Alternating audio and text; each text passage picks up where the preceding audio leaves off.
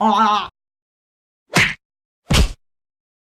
everybody and welcome back to my channel. My name is Shaki and today we'll be reading through my entire birth chart. You can't see it, but I have a very fitting shirt on. Yay, astrology and birth charts and shizzle. In case you didn't know, I actually used to be such a skeptical person when it came to astrology and zodiac and all that kind of stuff, because I never thought that I fit my sun sign. And then I realised, oh shit, there's other things apart from the sun sign. So today we're going to be going through my entire birth chart. I'm pretty sure I've already read this, but I wanted to document on camera how accurate my birth chart is and what different signs and planets etc mean. I've also done a how accurate is my zodiac sign astrology thing, Sagittarius edition, because that is my sun sign. So I'll leave that down below if you want to go and see that before the video, but I will be going through some stuff to do my sun sign anyway. So we're just going to go on to CoStar for this. Now this is an app. I think it's exclusive to iOS and Apple users only. Sorry Android, should you have a better phone. But this is an app obviously called CoStar, which tracks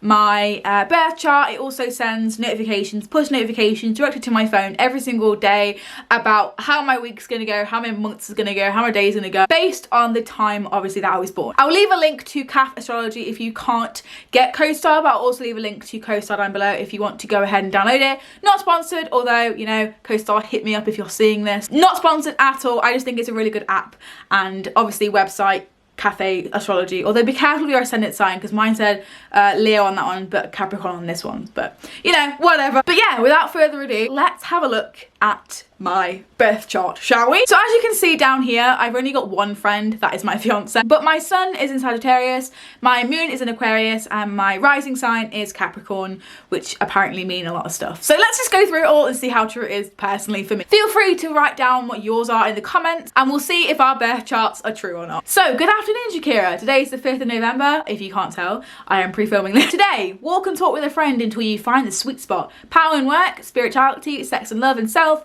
pressure in social life, trouble with thinking and creativity. Ooh. We're just gonna go over to my chart. So as you can see, I only have one sign in Capricorn and that is my ascendant. Aquarius I have quite a lot, and also in Sagittarius I have quite a lot. We've also got some Aries, some Taurus and some Scorpio as well. So most of my birth chart is dominated by Sagittarius and Aquarius, which makes a lot of sense. We're gonna go through it, but it does make a lot of sense, especially Aquarius moon. Oh my god, I never felt so seen in my entire life. So let's have a read through all of the different aspects of this. Settle down, grab a cup of tea, grab a friend. No fucking YouTube and chill though, this is serious business. Astrology doesn't come to fucking play. Mercury's in retrograde, I will fucking stab you if you don't pay attention. No fingering to those assholes, I swear to god. Let's calm down, let's grab a drink, a cup of tea, a liquor, an alcoholic beverage if you're of age. If you're not, then I won't tell anybody, it's fine. My sun is in Sagittarius. The sun determines your ego, identity and role in life. It's the core of who you are and is a sign you're most likely to already know, which is very true. Your sun is in Sagittarius, meaning you are fundamentally curious, restless and independent. You have strong, thought through ideas about meaning and what's right or wrong. Interested in pushing the boundaries of the existent. You live to be free, to travel and to learn. It is in your 12th house, meaning you feel the need to distinguish yourself from others through privacy, secrets and introspection. Let's break this down a little bit. Basically, your sun sign is you and your inner self and who you are in society. I am very independent and restless. I would absolutely agree with that. I am very curious about the world. I absolutely love to learn. My Harry Potter house is a Ravenclaw. I absolutely love the ability to learn. I think it's a very big privilege we have. I wouldn't say I have strong thought through ideas because it is very much known that Sagittarians, although we do think through ideas and write stuff down, we often abandon them and procrastinate and then often like just forget about them. I used to do this quite a lot with writing. I used to come up with those like really intricate ideas and then just abandon them because I couldn't be bothered to actually go through with it. My sister and my friends at the time would get so annoyed at me when I used to share ideas like, hey, look at the story I'm writing. They'd be like, oh my god, it's so good. I'd give them a few taster chapters to try and I'd be like, well, I'm not doing it anymore, I found something else to do. I do love to be free. I actually hate when Callum, my fiance, gets too clingy. That is actually a part of me that I have learnt to hate and learnt to live with and learnt to, you know, compromise with, because obviously my love language is different to my partner's love language. My partner, fiance's language is physical touch, which is something I absolutely hate too much of, and I feel very suffocated. And I've now come to terms with the fact that it is his love language, and that's how I tell him that I love him, but at the same time, don't touch me. Let's move on to my moon in Aquarius and what that is all about. The moon rules your emotions, moods, and feelings. This is like the sign you most think of yourself as, since it reflects your personality when you're alone or deeply comfortable. Your moon is in Aquarius, meaning your emotional self is intuitive, observant, detached, and rational. You are often in your own world but are scared of how you truly feel. It's in your second house, meaning you find security and safety through money and material possessions. All of that is totally true. I am such an Aquarius.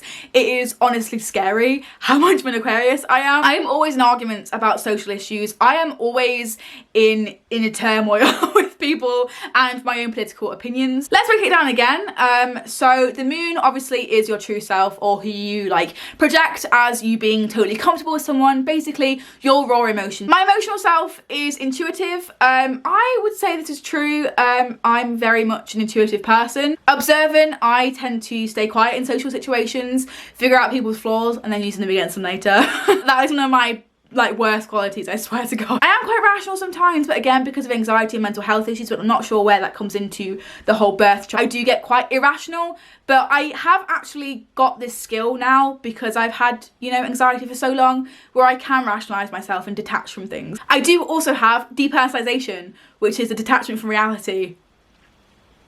I absolutely do find security and safety in money and material possessions. For example, when my student loan came in, I was fucking rolling in dosh, and I have never felt more comfortable in my entire life. It's not necessarily the fact that I'm greedy or the fact that I am materialistic, because often I don't really like accepting gifts from other people, but I absolutely love buying myself things, which sounds really fucking vain. If I have made money from my job, or if I have made myself socially secure by my own means, I love that. I am so happy with myself if I buy myself a book or a camera or, you know, my phone. When I'm buying myself new things, I love it, but when other people want to throw their money at me and buy me gifts, it's a big fat no. Moving on to ascendant. The ascendant is the mask you present to people. It can be seen in your personal style and how you come off to people when you first meet.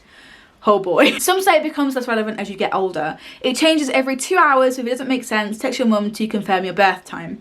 I was born at 9 o'clock in the morning, so it's pretty easy to remember. Your ascendant is in Capricorn, meaning you come across as conservative, serious and rational, perhaps even grave. You seem to make decisions in a responsible, practical and prudent way. Your ambitions may come off as opportunistic. I definitely do come off as really ambitious and really cold when it comes to especially things I'm good at, and especially when I don't really know people in that environment yet, and I kind of just get on with my work and don't really talk to anybody. But that isn't actually who I am. It is just a facade I put on because I'm really not confident on the inside. And I do feel like I need help sometimes, and with Capricorn and Aquarius in my birth chart, like fighting it out to the death, it's a really hard time in my brain. I'm quite in tune with the big three, you know, moon, ascending, sun signs, but I'm not really that clued up on the rest of the signs in my birth chart. So let's move on to Mercury. My Mercury is in Sagittarius. This determines how I communicate, talk, think and process information. It also indicates how I learn. It is the mind's planet. Mercury is in Sagittarius, meaning intellect is expansive, boundary pushing and independent. Through your sincere and irreverent curiosity about everything, you have a critical opinion of most things. A big picture thinker, you find yourself unconcerned with details. You tend to be fairly sarcastic and make other people feel uncertain. It is in your 11th house, meaning you are curious about and inclined to analyse your friends, how to make an impact on people and your political life. I do kind of just get on with things. I am very much so a leader in projects. I am quite independent. I would rather just get on with things on my own, and because that obviously juxtaposes really nicely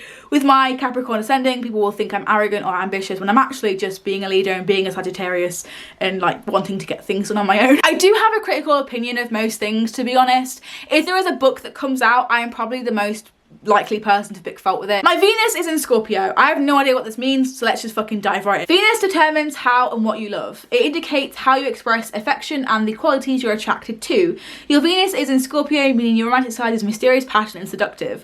The intense depth of your devotion make for a mad and boundless love, though they may sometimes mutate into suspicion, jealousy and cruelty, making your love life somewhat too mutilatus. I literally can't say that. It's in your 10th house, meaning that for you, love is often expressed in career, goals, success and responsibility. Absolutely spot on, absolutely true. The depth of my devotion make for a mad and boundless love, which is very true. I do tend to love people hard and fast with no boundaries, with no conditions either, and I will make excuses up for them and put them on a pedestal, which does sometimes extend and mutate into suspicion, jealousy and cruelty, because I have obviously loved you with all of my heart and you're not loving me back with all of your heart, so I'm gonna get suspicious that you're seeing someone else. Mars. So Mars is the planet of aggression. It determines how you assert yourself, take action in the energy that surrounds you, particularly in your sex life, your ambitiousness and when you're angry. Your Mars is in Aquarius, meaning you assert yourself in a way that is unconventional and rebellious, and you push things forward with a unique independence. This is in your second house, meaning you put a lot of energy into money and material possessions. Again, we've already gone through that. That is very true. I do like buying myself things, and that is how I do show myself a bit of self-love and a bit of self-accomplishment as well, because I like saving for things. So I assert myself that is unconventional and rebellious. I do have a history with causing arguments and discussions on Facebook because of political stuff, so again, that is pretty true. I push things forward again with unique independence. It's all about being independent and me having my own stuff going on, kind of thing. So yeah, that one's pretty vague, but I would say that it's also quite true. My Jupiter is in Aries, one of the two social planets. Jupiter rules idealism, optimism and expansion. Your Jupiter is in Aries, meaning you grow and find understanding through action, velocity, forthrightness and independence. Again, more independent. It's in your third house, meaning you find success within the things you know and are familiar with. So fucking true. My Saturn is in Taurus. I struggle with settling too easily, a lack of imagination and getting stuck in the mud or distracted by sensory pleasure. It's in my fourth house, meaning I have difficulties with my home and family. I kind of just like get in a routine really easily, and I find myself getting stuck in that and then wanting to get out of it but not actually being able to get out of it. I think this also just screams introvert to me. I don't know about anyone else, but it does scream that I have to like refrain from social groups and then come back to them. I do enjoy my own company quite a lot, and with the whole home and family thing, I won't go too much into it, but there is a little bit past there and I do understand what that means and that speaks to me. But I do spend a lot of time in my room editing videos on my own, getting things done, being independent. It's the common theme here. My Uranus is in Aquarius. Uranus stays in each sign for 7 years. She is committed, meaning it rules a generation more than a person. It rules innovation, rebellion and progress. Uranus is in Aquarius, meaning other generations are shocked by your generation's unconventionality, intellectuality and detachedness. In your second house, meaning that for you this manifests in rebelling against daily expectations about money and material possessions. I don't know what the last bit means, but the first bit speaks to me so much. I actually saw a post the other day. It was a whole post like back in my day, and then the post said something about like, no, actually it's our day, it's our generation, get with the times grandma kind of thing.